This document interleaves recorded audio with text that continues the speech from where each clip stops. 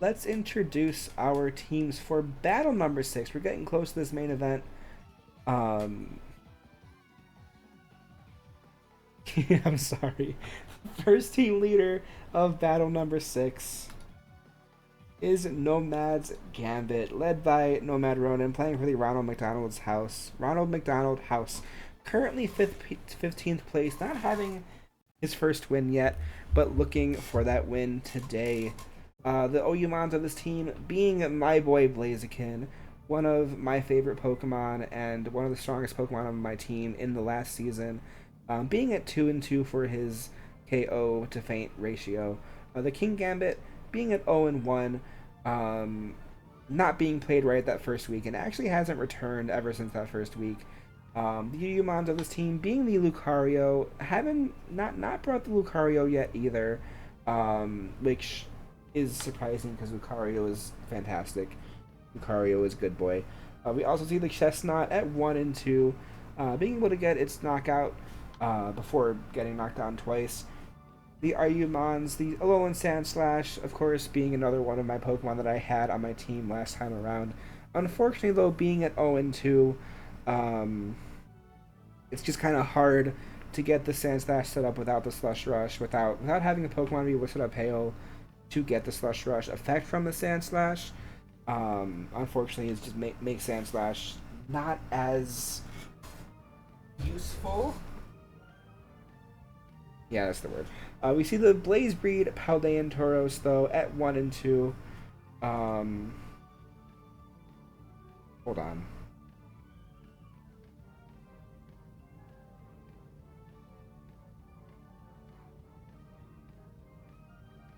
Okay, well, I didn't update the team sheet apparently.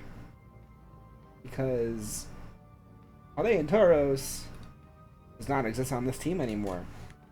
It was traded on the 21st, which I believe was a Monday. So it was after the team sheets came out. Okay, so yeah, so it was after the team sheets came out. So yeah, Paldean Tauros is not here anymore. It is replaced by a Kingdra who will be at 0-0. And we see the Samurott as well at 1-2.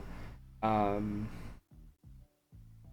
Enumons of this team being the Magneton at 0-1, the Cacturn at 0-1 as well, and the Kingler at 0-2. Unfortunately, unable to get any knockouts from these Pokemon, but the Magneton for sure did its job. I don't think it was last week. I think it was last week. All these weeks are just running together right now. It was last week, yeah. So, the Magneton putting in some pretty good usage last week, getting the Reflectolight screen set up before unfortunately falling. And the Piyumons of this team being another one of my boys, Midnight Lycanroc at 1-1. The Golem, who has not been brought out yet, but Golem was kind of a meme in the original league, the PCL, being Kronk. I don't know how that meme came up, but yeah. The Honchkrow at 0-2, and the Frogadier not having shown his face quite yet. This team, really strong potential for this team, just unfortunately hasn't quite been able to get a win, but this team has definitely been improving from week to week. Definitely seen a massive jump in his skill level from even just week 1 where we got 6-0 swept, or 0-6 swept. He has been slowly improving, slowly working on his battling skills, and it's been showing. So we will see if he can get a win against his opponent this week, which is the Raichu Raiders, led by Hazel, playing for the P-Flag charity.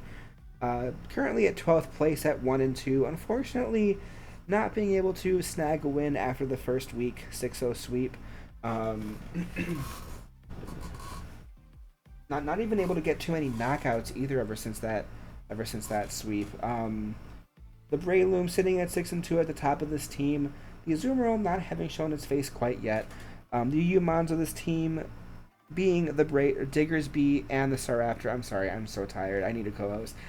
He's gone. The Diggersby and Starters not having shown up yet, both at 0 and 0. The RU-mons of this team with the Goodra, the Emboar, and the Crocodile. The Goodra at 0 and 2, as well as the Crocodile at 0 and 2, with the Emboar standing at 1 and 2. The Crocodile surprisingly not getting any knockouts, considering how good of a Pokemon it actually is. Having access to that Moxie ability, and just having an extremely strong move pool with really high natural attack, is just a Pokemon that can do so much damage. It just unfortunately has not been able to. The NU-mons of this team being the Appleton at 0 and 2, and the Bayleaf and Vanillux each having not shown their faces yet either. The PU-mons of this team being the Cinccino, the Manectric, the Doublade, and the namesake Pokemon of this team, the Raichu, who is at 1 and 2. The other 3 PU-mons having not shown up either. It does look like he's brought the same 6 Pokemon each week so far, because they're the only Pokemon that have stats. But I don't know. I don't remember what else he brought on week 1. But I will see if there's a different strategy coming in from this team as we introduce the starting lineups of these 2 teams. The Nomad's Gambit. Oh, you see that little Frogadier being brought in for the first time behind this Honchkrow here. The Honchkrow, of course, as I just said, the Honchkrow is here. We see this Magneton that showed up last week for the first time as well. The Kingdra, the recently traded Kingdra, making his first appearance as well here, with the Alolan Sandslash and the Chestnut being brought here as well. A couple of Pokemons here with the Magneton, Sandslash, and Chestnut, with some really good attackers. Being this Frogadier, I'm kind of really excited to see this Frogadier in action. It might not be, a fully evolved Pokemon, but it does have a surprisingly high speed stat for a Pokemon that is not fully evolved.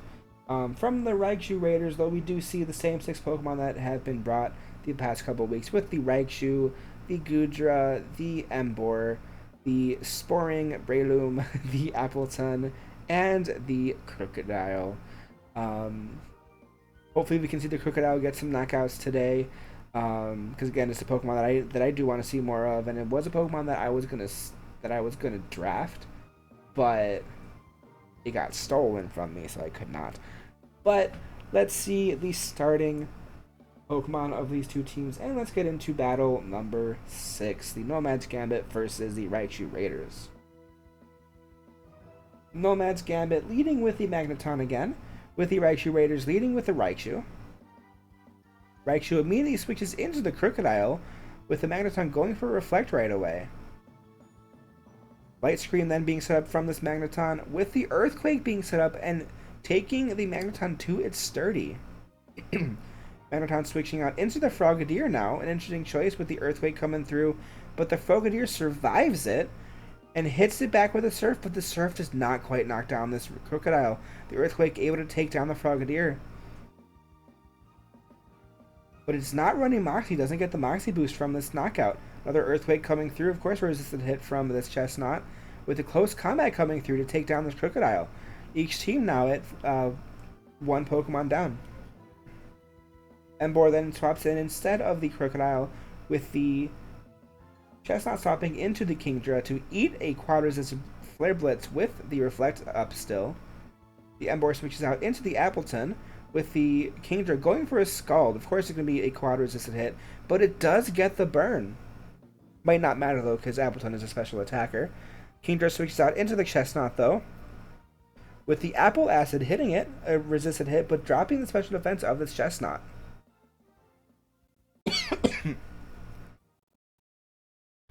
Chestnut then going for the Dragon Claw, a super effective hit, doing about half the damage of this Appleton with the Iron Defense coming through, but is it enough to save it from another Dragon Claw? It is not. The Dragon Claw able to take down this Appleton, leaving the Nomad's Gambit in the lead. Emboar then comes in, and Chestnut swaps out, but the Wild Charge hits the Kingdra for neutral damage, and the Kingdra immediately swaps back into this Chestnut. The Wild Charge being now a resisted hit against the Chestnut, being hit by the recoil from this Emboar. The Emboar switching out into the Goodra, with the spikes being set up from this Chestnut. And the Fire Blast from this Goodra, unfortunately missing this Chestnut, with the Dragon Claw able to hit for super effective damage and almost taking down this Goodra. Chestnut then swaps into the Alolan Sandslash, but the Alolan Sandslash is quad weak to a Fire Blast, so it drops immediately. Honchkrow then swapping in to replace it. Fire Blast, though, missing the Honchkrow now. The Honchkrow going for the superpower, taking down the rest of the Scooter's damage. The Nomad's Gambit in the lead again.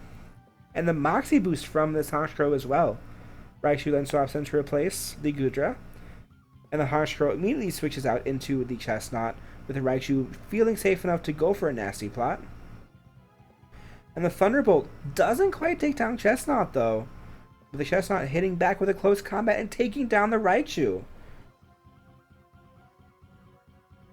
Only 2 Pokemon left from the Raichu Raiders team.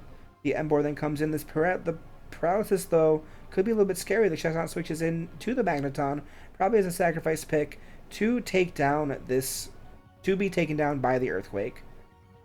Kingdra then comes back in, and the Dragon Pulse takes down this Emboar just as Breloom left. Will Nomad's Gambit get their first win today? The Spikes does take the Breloom, and the Dragon Pulse doesn't quite take down the Breloom, though. And the Leak Seed is able to connect to the Kingdra, taking it down. Taking it down. Period. Not question. Honchkrow then swaps in. And the Substitute gets set up from the Breloom, though. The Drill Peck hitting it.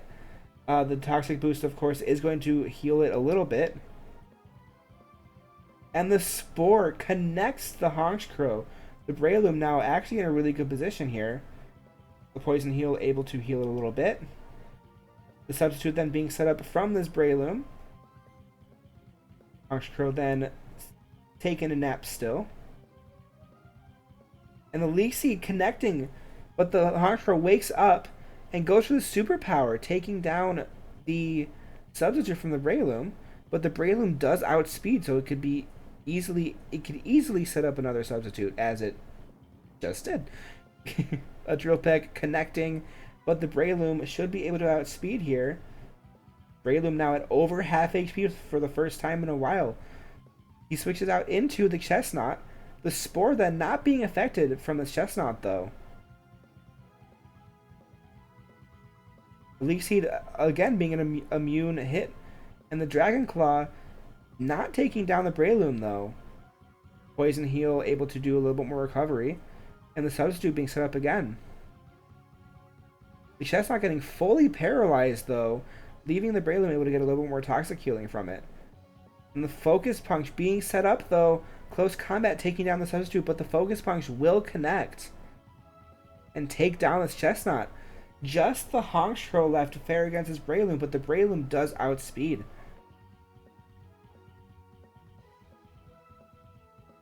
Breloom goes for the Spore, putting this Honchkrow to sleep immediately. Does it get a first turn wake? It does not.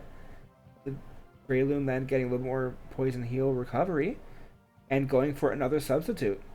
But the Honchkrow does wake up, goes for the superpower, and of course the Substitute will fall.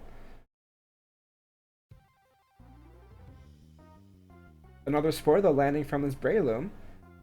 Will this Honchkrow be able to do it? I don't know.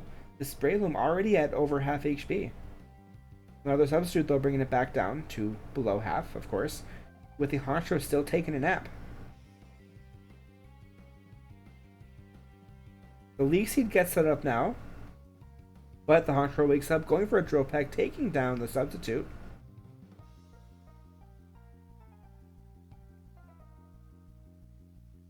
But another Substitute does get set up by the Breloom. Another Drill Peck, though, fades it right away. But the Leak Seed and Poison Heal recovery is just too much. The Spore putting the Honchkrow back to sleep. The Breloom in a fantastic position now, actually, to probably win this. Back at full HP now. Going for another Substitute, letting the Leak Seed just slowly chip away at this Honchkrow.